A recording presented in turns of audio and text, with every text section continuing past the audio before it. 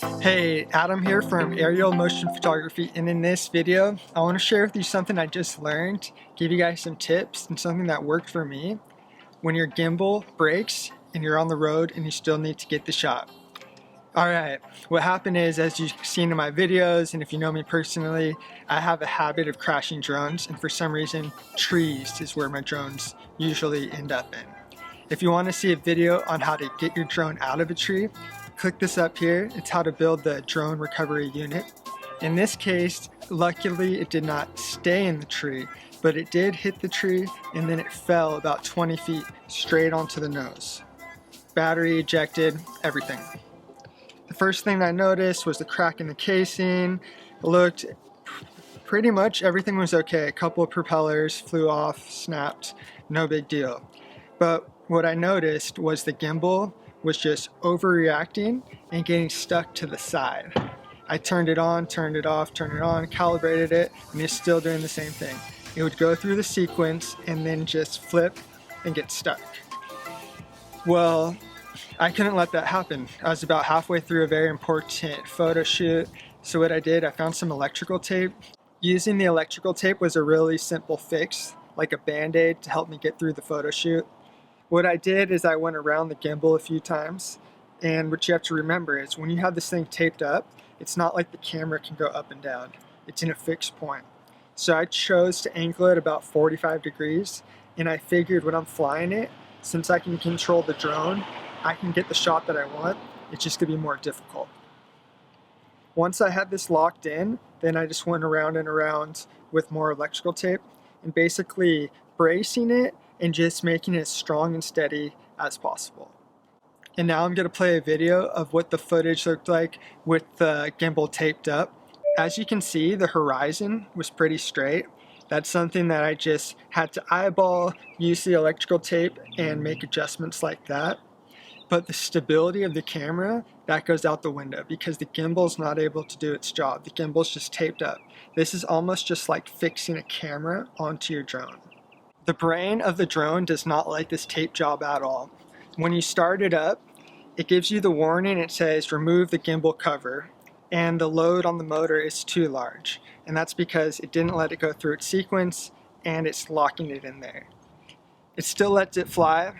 The drone works perfectly in that aspect, but it will keep showing the air that there's too much of a load on the gimbal. I do have DJI Refresh, which I'm very happy about. Sometimes when I buy expensive computer things, like I only have enough money to buy the actual thing that I don't buy the warranty, but I think it's really safe thing to have because these drones are super expensive. Unlike a computer, you're not throwing your computer up in the air, flying around trees. You know, you can kind of have your laptop and be safe about it. So I already submitted the request.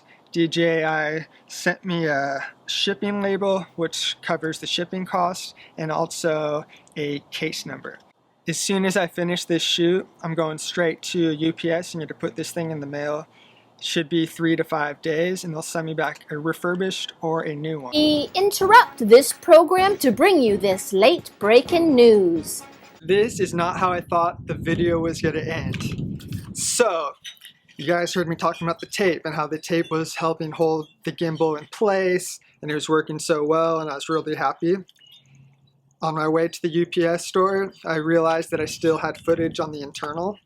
So I'm in the parking lot before I send it off to warranty, and you have to turn it on to get it from your computer from the internal storage. I turn it on, cut off the tape, the gimbal's working perfectly. Like honestly, like it went from broken like this, then to me using the tape and thinking it was fixed, cutting off the tape, and then now it works. All right, let me turn it on, I'll show you. Let's see if it's gonna work on camera. I've already launched and landed it 2 times, so this will be the 3rd time I'm powering it on.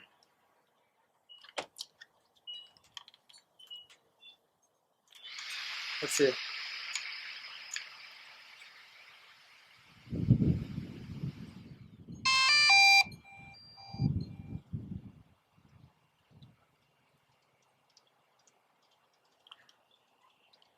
Nope, It didn't do it. Did not do it.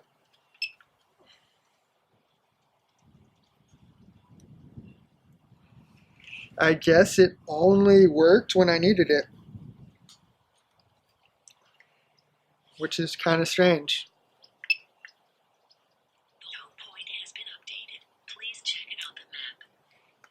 I do have proof that it does work. I'm going to attach it in this part right now.